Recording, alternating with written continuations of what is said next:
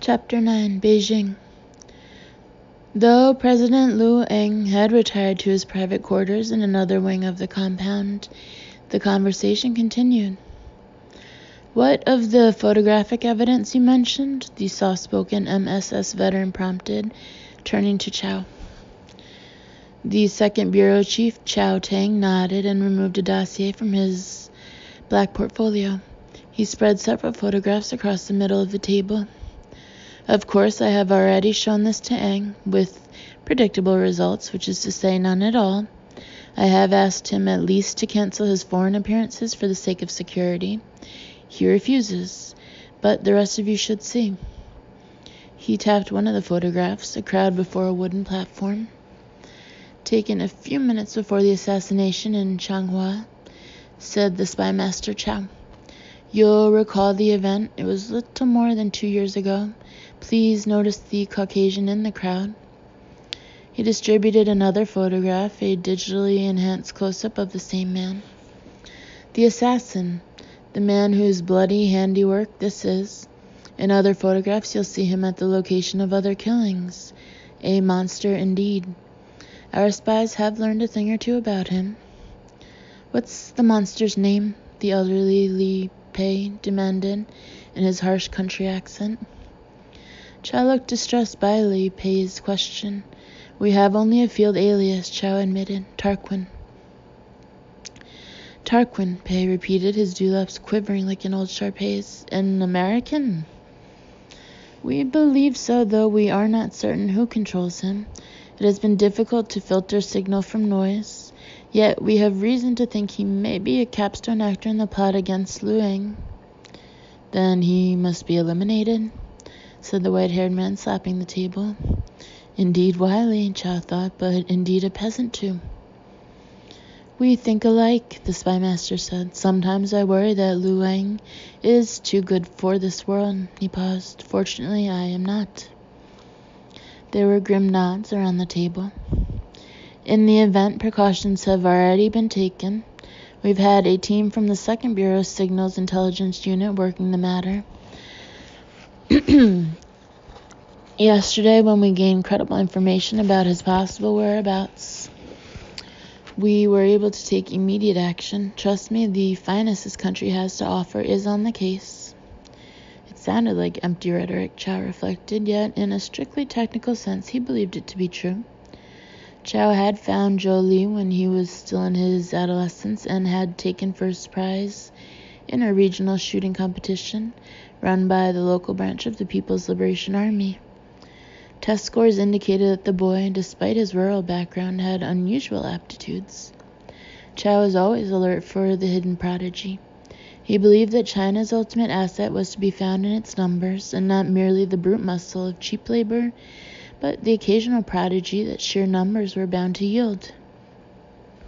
"If you shucked 1 billion oysters, you would find more than a handful of pearls," Comrade Chow liked to say. He had been convinced that young Zhou Li was such a pearl, and took it upon himself to see that he was prepared for an extraordinary career.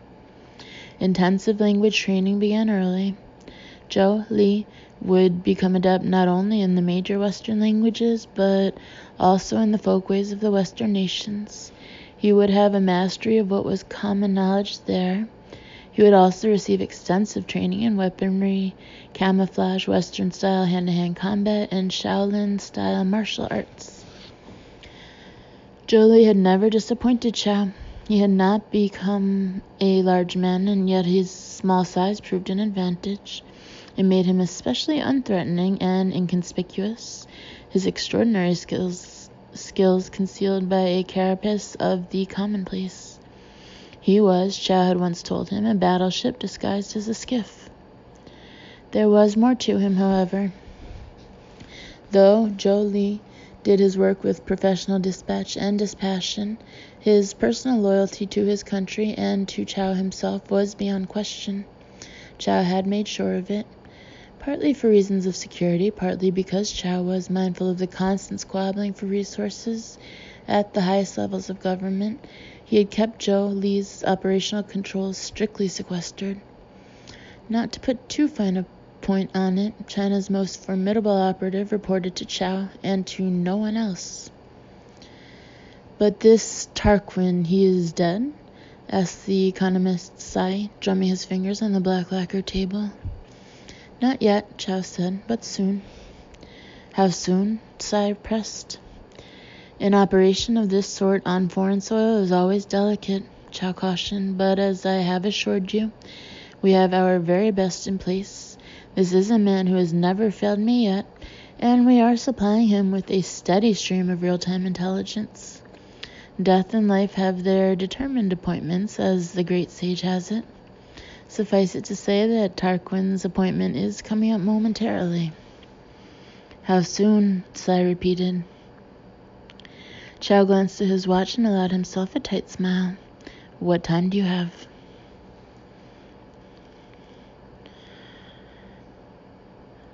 New York. The Plaza Hotel at 5th Avenue and Central Park South had been erected at the start of the 20th century and was a mainstay of Manhattan elegance ever since. With its copper-edged cornices and gilt and brocade interiors, it suggested a grand French chateau on the corner of Central Park. Its oak room and palm court, along with its upscale galleries and boutiques, provided countless opportunities for people to help pay for its upkeep, even those who had not rented one of its 800 bedrooms. But it was the hotel's Olympic-sized swimming pool on the 15th floor where, at Osiris's insistence, the two men continued their conversation. Another clever rendezvous, Ambler judged, as the men disrobed and changed into Plaza-provided swim trunks. It would be hard to conceal a listening device under these conditions, and nearly impossible to make an audible recording over the ambient noise of splashing water. So, who are you working for these days? Ambler had prompted, treading water in the deep end beside Osiris. An elderly woman toward the shallow end was lazily swimming laps along the pool's narrower dimension. Otherwise, the pool was vacant. A few dowager types dressed in one-piece swimsuits were sipping coffee or tea as they reclined on poolside chaise lounges, doubtless summoning energy for some postponed exertion. There are people like us is who they are, Osiris replied. Really, just organized differently. I'm intrigued, Ambler said, but not enlightened. What the hell are you talking about? It's really about unleashing talent. You've got all these former covert ops people, lots of old stab hands, in fact, who might not have been using their skills to full advantage. Now they're still serving American interests, but they're paid for and deployed by means of a private concern. Osiris's avoir de poids kept him buoyant. Treading water cost him minimal effort. Private enterprise, an old story in this country, old as the Hessian mercenaries who helped spice things up during the American Revolution. A little different, maybe, Osiris said, breathing easily. We're organized as a private sector network of associates. Network's the key idea. More like Avon or Tupperware than Union Carbide, then, the multi-level marketing model. Following the sound of Ambler's voice, Osiris repositioned his face slightly. His sightless eyes seemed almost to peer. Not how I'd put it, but yes, that's the general idea. Independent agents working independently, but coordinated and deployed by their upline. That's in quotes. So you can understand why the team is so eager to have you aboard. They want you for the same reason they wanted me. I have a unique skill set, so do you. And these people are intent on bringing in unique talent. Puts you in a good bargaining position. You know, you're something of a mythic figure among the...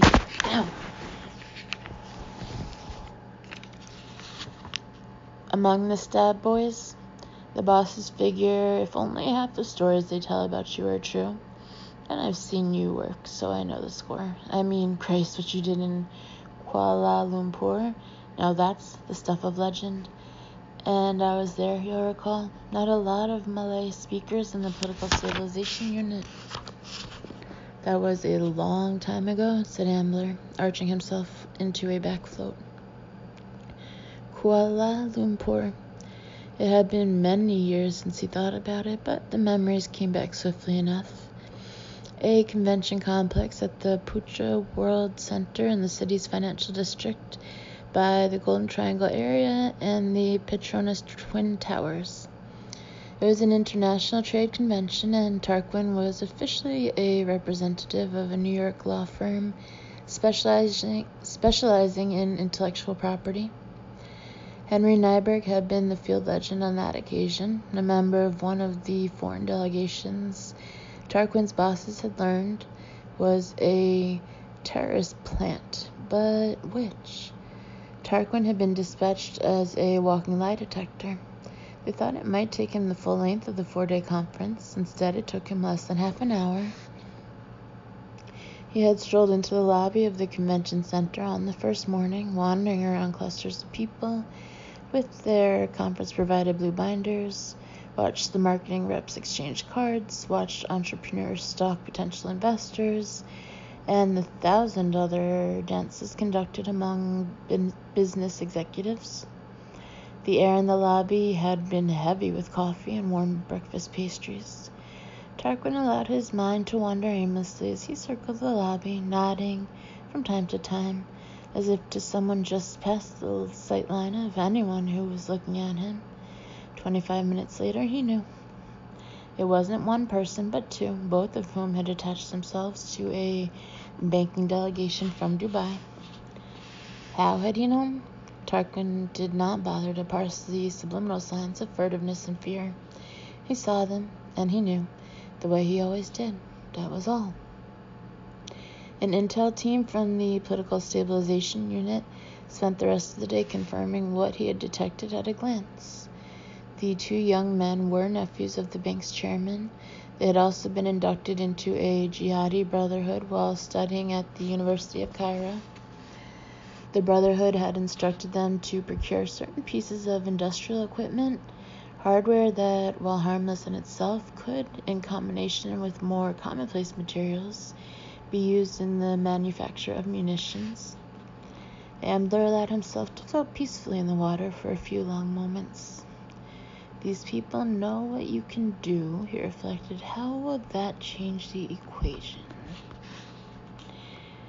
In Kuala Lumpur, everyone asked you how you knew, and you said it was obvious that those guys were sweating bullets, but it wasn't obvious, not to anyone else.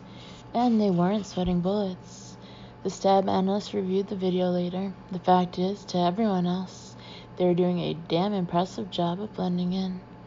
They looked bored and dutiful exactly as they wanted to look, only you saw them differently.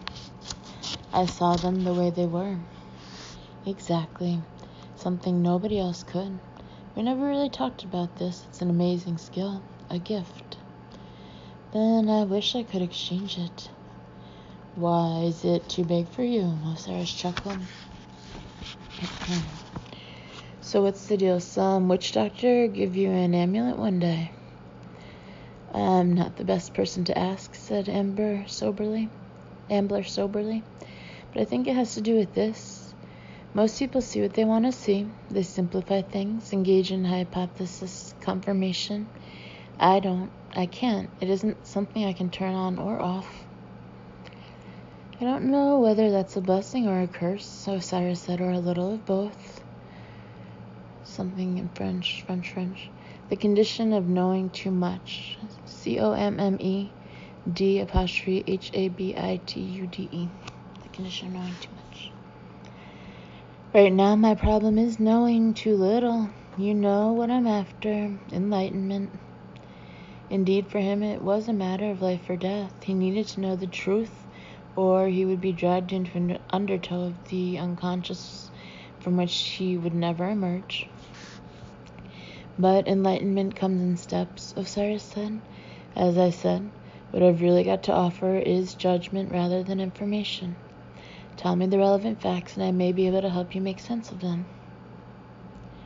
Ambler looked at Osiris, who was still treading water almost effortlessly. Water beaded on his broad shoulders, but his fringe of red hair remained dry. The man's blue, sightless eyes were welcoming, even fond. What tension Ambler could detect was not the result of stratagem or deception.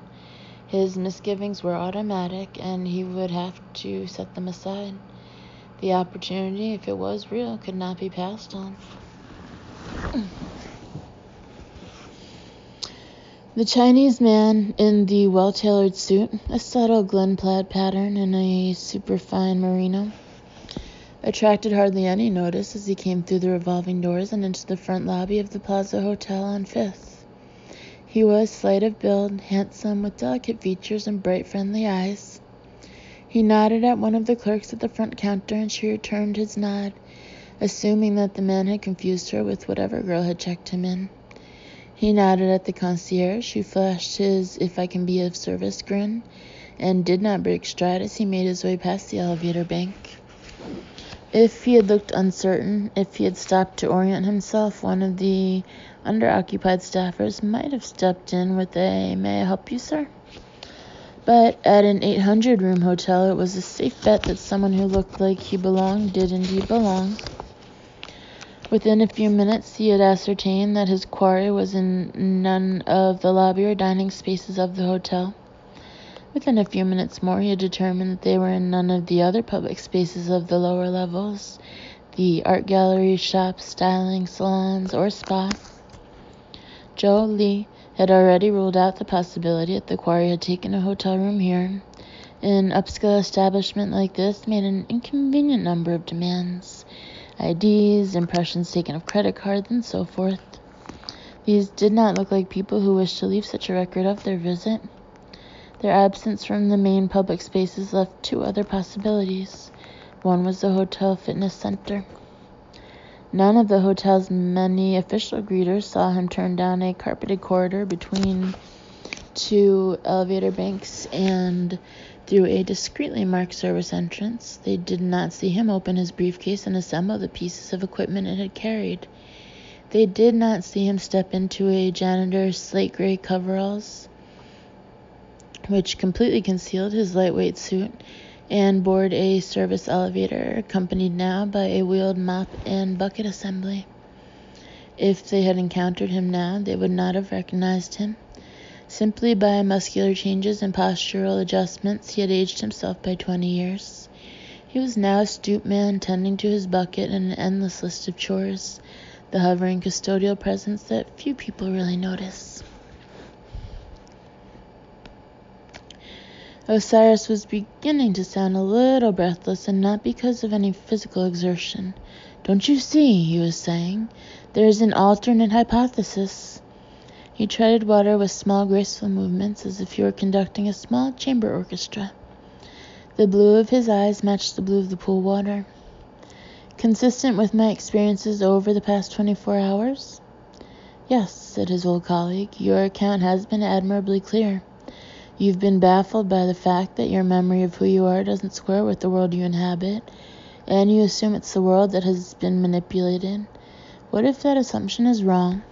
What if it's your mind that has been manipulated?" Ambler listened with a rising sense of dread as the big-bellied operative began to explain. "It's Occam's razor. What's the simplest explanation?" Osiris went on. "It's easier to alter the contents of your head than it is to change the whole world." "What are you trying to tell me?" Ambler felt numb. "You know about Bluebird, Artichoke, MKU Ultra, all those behavioral science programs from the 50s, right? They've been declassified, hashed over. Funny little episode in the history of the spy agencies is what people think." "And rightly so," Ambler scoffed. "You're naming Cold War follies, fantasies from a bygone era, discontinued long ago." "Well, that's the thing. The program names change, but the research never was discontinued, and the history isn't irrelevant. Really, it started with Joseph Cardinal Mindszenty. Name ring a bell? Another mid-century victim of the communist regimes early in the post-war era. Hungary had a show trial, got him to confess on camera to charges of treason and corruption, but it was bogus." "Sure it was. But the CIA was curious. It had this audio-visual feed of him confessing, and it ran the feed through all these stress test indicators and tried to find evidence that he was lying. And the strange thing was, they failed. All the tests said he was telling the stone truth. Yet the charges really were trumped up. They knew that too, which got them thinking. Could the prelate really have believed what he was testifying? If so, how had they convinced him of this alternate reality? If he'd been drugged, what drugs were they using, and so forth, all of which kickstarted our own mind control experiments. For the first couple of decades, most of it was bullshit, alright. They put someone into a coma with pentothal, then inject him with enough dexedrine to make him bug-eyed. What would that do to someone? Would it make them receptive to narco-hypnotic suggestions? The best and the brightest became fascinated by the possibilities.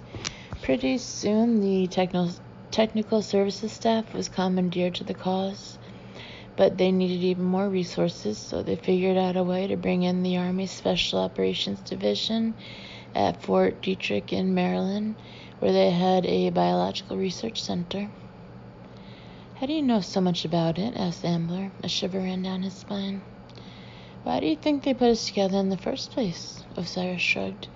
My background is in psyops, like a lot of linguists. Language used to be a major sticking point for the mind benders. In the good old days, psyops would interrogate a Russian defector in a German safe house, or a North Korean in an apartment in Seoul, and they'd drug the guy up with some complicated protocol. Soon then, these guys would have regressed, be blabbering away in the language of their home village, and these Berlitz monkeys at the agency would have no idea what was being said and no ability to talk to them in their native dialect. That's when they decided they needed people like me. They'd turn over a lot of rocks to find us and bring us in. So we'd pay our dues in one of the PSYOPs projects. Then, by and by, we'd be loaned out to OGAs. Collegiality, they called it. Actually, it was a matter of resource distribution, spreading the budget lines around. OGAs, other governmental agencies, like consular operations or its political stabilization unit. You know the routine. I finally asked for an official transfer to state because I thought it would be more stimulating on the language front. At ConOps, though, they were intrigued by the psych training I'd received. Back then, they still worried about you, worried about how reliable you were. They liked the thought of my being around you on a couple of jobs. So you were filing reports on me. You got it. You'd be filing reports on the bad guy. I'd be filing reports on the good guy who was helping us get the bad guy. But you knew it at the time, I've no doubt. Business as usual, right? I seem to recall that I was asked to file a report on you, Ambler said. They were still trying to grapple with the idea of a sightless operative. Wanted reassurance again. Osiris smiled merrily. Talk about the blind leading the blind. You must have known my brief, as I say.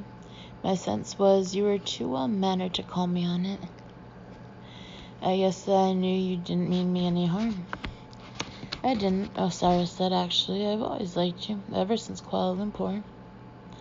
Really, that episode got way overblown. Catching the jihadi puppies? Not what I'm talking about. Then what? Cast your mind back to just before that happened.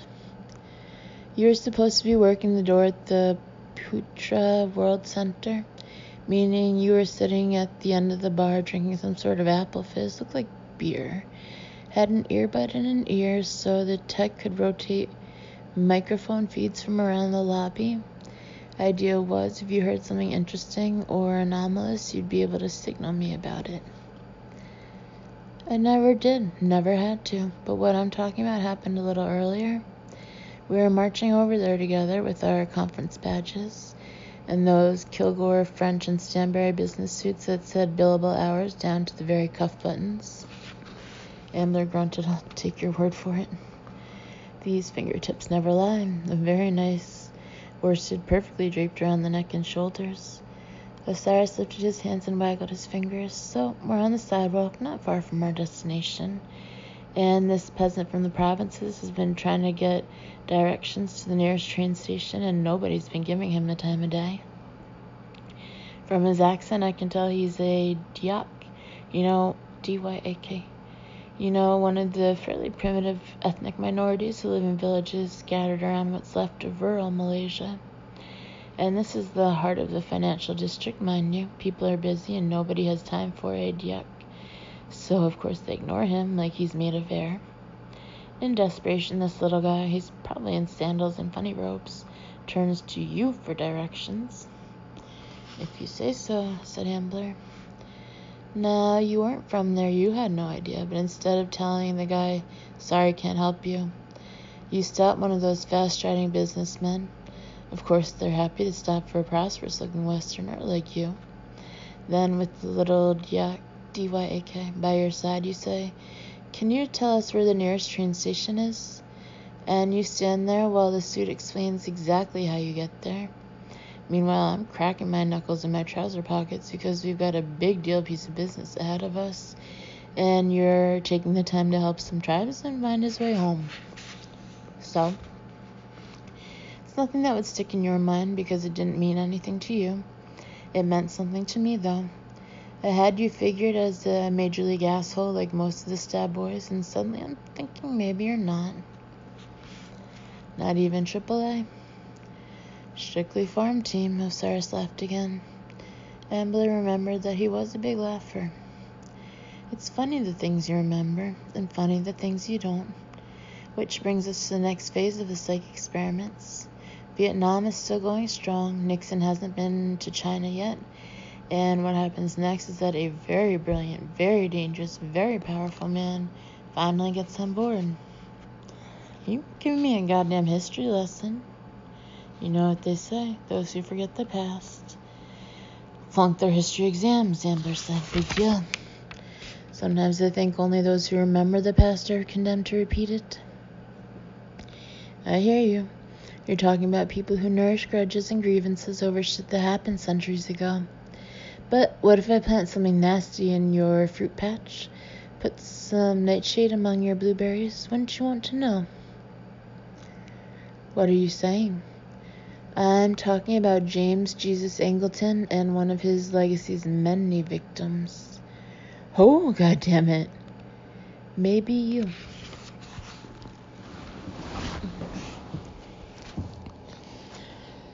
It was not the fitness center then. Joe Lee had checked the area carefully, including the locker room. It was remarkable how little attention he attracted.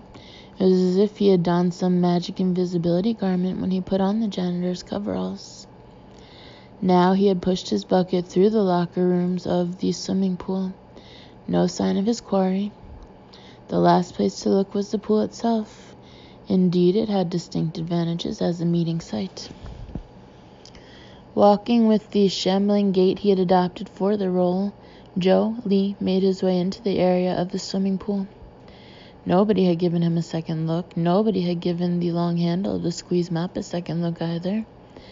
The fact that its diameter was too great for its ostensible job was too complicated a thought to have presented itself to anyone's consciousness. As Joe Lee wheeled his bucket assembly along the floor of small ceramic tiles, he casually glanced around him. The man he was after had narrowly evaded him in the Sourlands. It would not happen twice. If his quarry was here, his work would soon be finished. Ambler closed his eyes and dived to the floor of the pool, then let himself ascend quickly. He needed a break.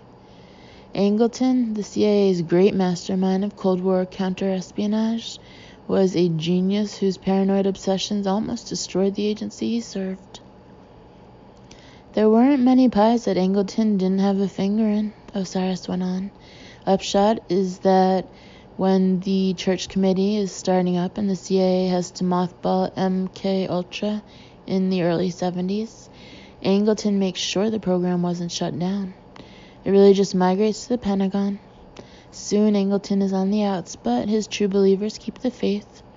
Year after year, they're spending millions on research inside and outside the government. They've got scientists in pharmaceutical firms and academic labs on retainer, and they're doing their own work without any bullshit from some bioethics committee, working with scopolamine, bufotenine, corinanthine, uppers and downers and in-betweeners. They're developing modified versions of the old Wilcox Reader machines for electroconvulsive therapy, building on breakthroughs in the area of de-patterning, where you'd mess with someone's mind so hard that they started to lose all sense of space and time, all their usual neural patterns, basically their sense of self.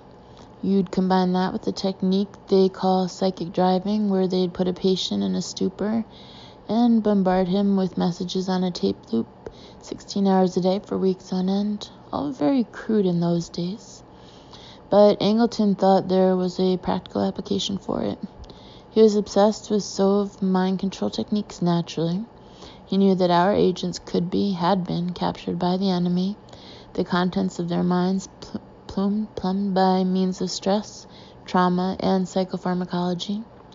But what if you could alter the contents of human memory? That's impossible. Angleton didn't think so. The call was to adapt the old research on de-patterning and psychic driving and bring it to a whole new level. Now we're in the Pentagon Strategic Neuropsychology Division, where they developed a technique known as mnemonic overlay. Forget about the old tape loops. We're way beyond that now. It involved quote-unquote rich feed, video, audio, olfactory stimuli, and the manufacture of hundreds of discrete memory vignettes. Subjects will be put under the influence of all sorts of infused psychotomimetic chemicals and then exposed to the feed, a stream of vivid episodes presented in jumbled, constantly changing order, from defecating as a toddler on a plastic potty to heavy petting with a 13-year-old girl next door, a high school graduation scene, a college keg party, a name that of the overlaid identity would be repeated again and again. The result was an alternate self that an agent would automatically retreat to under conditions of extreme stress or altered consciousness. The idea was that you'd produce an interrogation-proof agent. But you know how the clandestine services work. Once you've developed a technique, it's anyone's guess how they'll put it to use. And you're suggesting... Yeah, said the sightless operative. I'm suggesting, not stating like I know, because I don't. I'm just putting it to you. What makes most sense of what you know? Ambler was beginning to feel prickly heat despite the cool water. Identity fragmentation. Abreactive ego dystonia. The psychiatric jargon returned to him in sharp lacerating shards. Madness. Trying to affirm the immediacy of his senses, to anchor himself in the real, he felt the chill of the water around him, the ache in his muscles.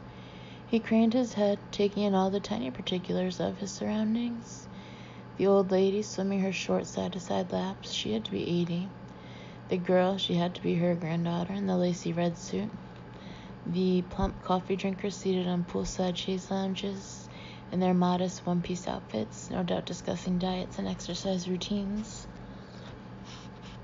On the other side of the tiled deck, a stooped custodian with a bucket and mop, Chinese guy, indeterminate age, except there was something off there, wasn't there? Ambler blinked. The stoop was not quite convincing, and as he studied the scene before him, neither was the monk.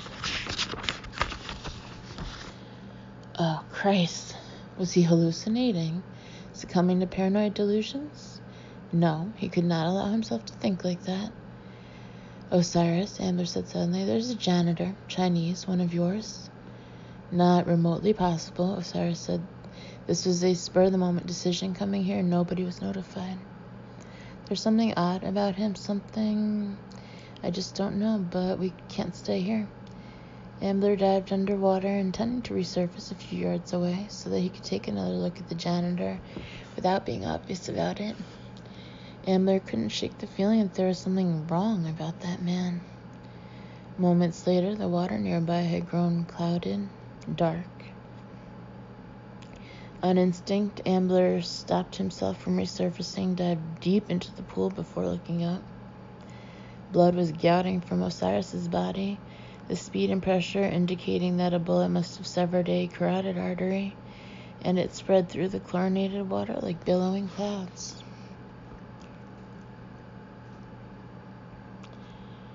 Kevin McConnelly was trying to be patient with the middle-aged blowhard and what the plaza insisted on calling the changing area. Locker room was too low class, McConnelly guessed. Locker rooms had athlete's foot and jock straps. The plaza was all about cosseted rich people who liked to think the world was designed just for them, as if some Seville Row tailor had taken his scissors and pins over the whole goddamn Western Hemisphere and nipped and tucked everything to their liking. Is Cincinnati in the way, sir? We'll move it. Lake Michigan not big enough? We'll let it out some more, sir. That was how they talked. That was how they thought. And if there was any bubble on the planet where they could indulge the fantasy, it had to be the Plaza Hotel.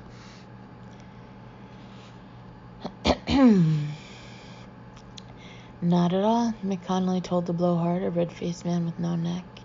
If you think someone stole your wallet, we have to take that seriously.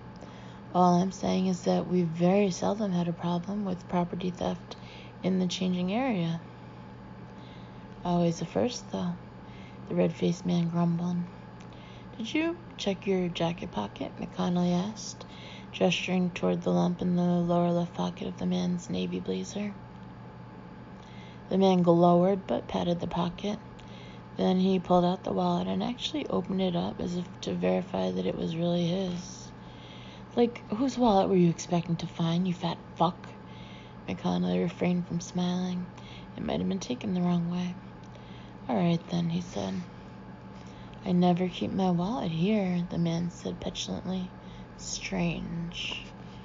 He gave McConnelly a suspicious look, as if McConnelly were the culprit, as if it were his idea of a goof, a slash-like smile. Sorry to waste your time, then. But the tone somehow said that McConnelly was to blame. A real class act. McConnelly just shrugged. No worries, happens a lot. Especially with arrogant bastards like you who won't admit when you screw up.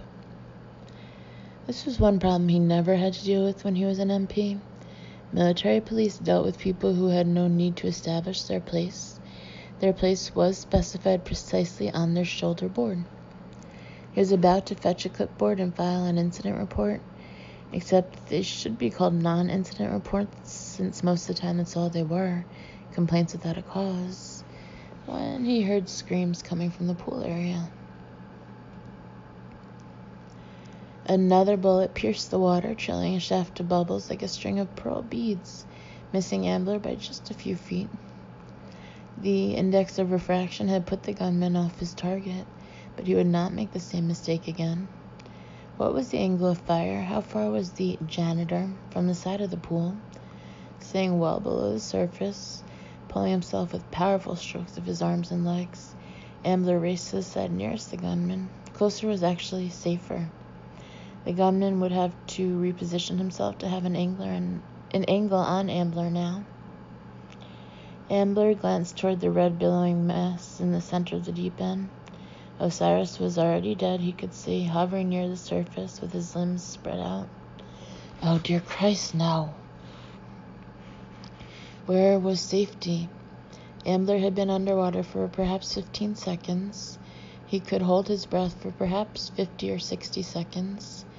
In the crystalline blue water, there was no place to hide except the blood, the hemorrhaging cloud a few yards away. Osiris's own lifeless body offered the only protection he had. It would hardly last long, and Ambler, clad only in the hotel-provided swimming trunks, was utterly vulnerable. He shot to the surface along the side of the pool nearest the assailant and took a few deep breaths, opening his mouth wide to minimize the sound. The air was filled with shrieks. The others in the pool and on the tiled deck were screaming and fleeing. Hotel security would soon arrive, but it would be too late for Ambler, and besides, he suspected there would be no match for the Chinese gunman. Without protection, that wasn't quite right, was it? The water itself was a kind of armor, 14 feet of it at the deep end. Water was 1,000 times as dense as air, producing 1,000 times as much drag as air. Bullets could travel no more than a few feet in it without losing speed and direction. He dived deep, and when he moved toward the surface, he hid himself in the spreading cloud of blood beneath the lifeless operative. Then he dragged the body toward the diving boards. Another shot zipped into the water, missing Ambler's shoulder by a few inches. A rifle that could be easily disassembled and reassembled and whose barrel could pass as a mop was a compromised weapon. Most likely it was of a stripped-down single bolt design that had to be reloaded before each shot, hence the 4 or 5 second lag between bullets. Through the bloodied water, he glimpsed the high diving board now overhead. The concrete stanchion that supported it would provide some protection. The Chinese man was holding the long, dowel-like rifle with its stock to his cheek. It looked to be a narrow-bore weapon, perhaps modified from an AMT Lightning, one of those folding stock models designed for stealth sniping. Another crack as he squeezed off a bullet. Ambler, who could tell that he was about to squeeze the trigger moments before he did so, had thrashed violently to reposition himself and evade its path. Now he plunged deep into the water again. Timing was all. It would be another 5 or 6 seconds before he could fire again. Could Ambler make it to the concrete stanchion in time? And if he did, what would he do next? Yet there was no time to plan. He had to live in the moment, or he would die in the moment. He had no choice. Now. Not pain screams, Kevin McConnelly decided. Panic screams. He was slouchy and out of shape. The mirror never lied. But the 15 years he had spent as an MP gave him survival instincts. He ducked his head into Le Centre Nautique, as the sign pretentiously called the swimming pool area, and then stepped back. What he had seen was a professional firing from an odd-looking paramilitary rifle. He knew this was not someone to take on with a handgun. He charged into the locker area and looked around desperately.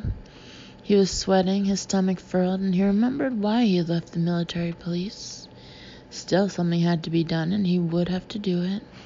Something, but what?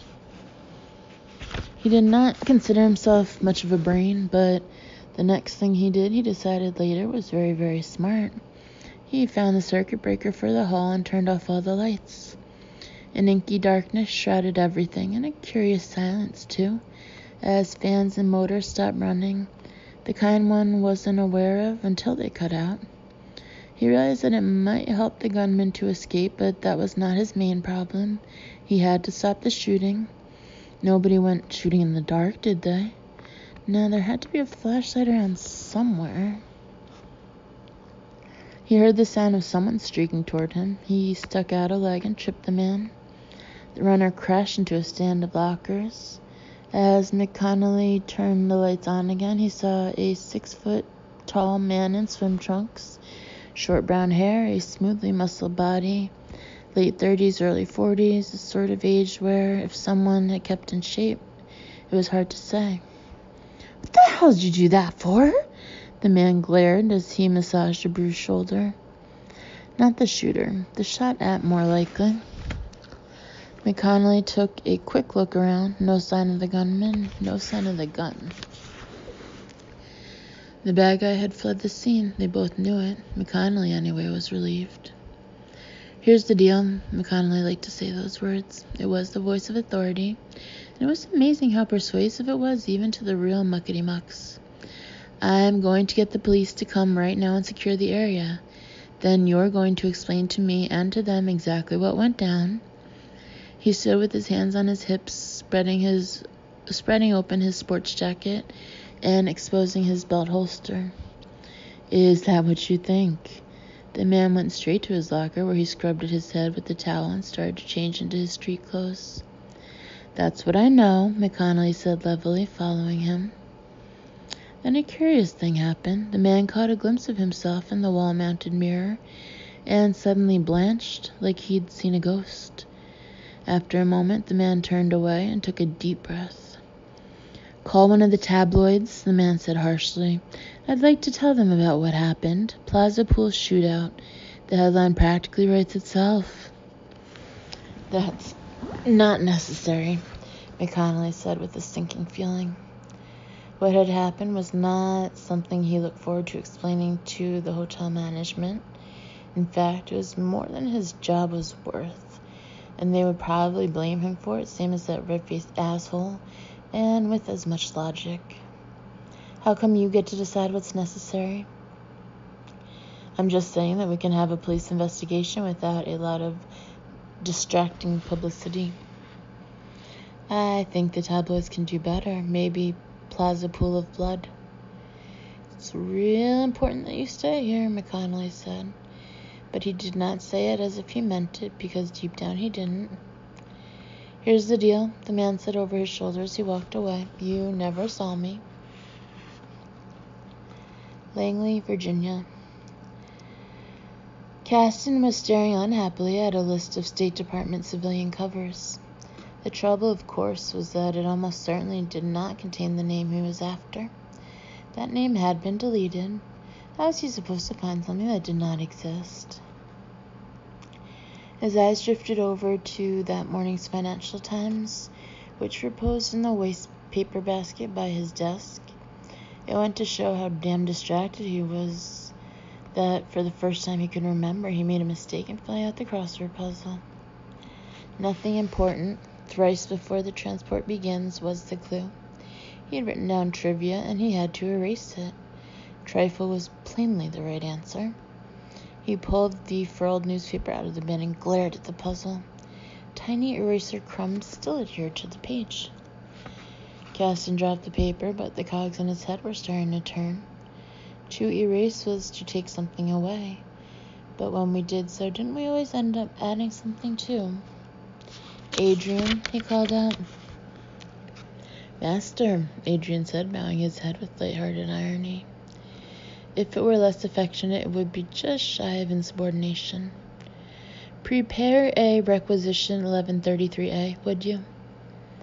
Adrian pursed his lips. That's like an Iron Mountain search, right? For offline archival retrieval? Very good, Adrian. The young man had been doing his homework. The clerks hate like hell to do those, a major pain in the ass. Which was no doubt why they always took an inordinately long time. To Adrian, Caston was glacial. Is that what the manual says? Adrian Choi colored. I know somebody who works there. And who would that be? Just some girl, Adrian mumbled, regretting that he had said anything about it. Girl, meaning a female of your approximate generation? I guess so, Adrian said, his eyes downcast. Well, Adrian, I really am in a great hurry for my requisition 1133A. Okay. Would you call me a charming man? Adrian gave him a doe frozen in the headlights look. No, he finally said, obviously having realized he could not say yes and maintain a straight face. Correct, Adrian. I am happy to know that you haven't lost touch with reality. The advantage of being a newcomer. Someone here once described me, accurately, as having a charm deficit. And that was someone who actually liked me. Now I have very careful instructions for you. I want you to call your young friend in archives and, he cleared his throat, charm the panties off the little heifer. Can you manage that? Adrian tilted his head, looking startled. I think I can, yeah. He swallowed. His country was calling on him. With greater conviction, he added, definitely. And then get my rec 1133A processed faster than any Rec 1133A has ever been processed in agency history. He smiled. Consider it a challenge. Super, said Adrian. Then Caston reached for the telephone. He needed to have a word with the ADDI. He had not moved from his seat in hours, but he was closing in.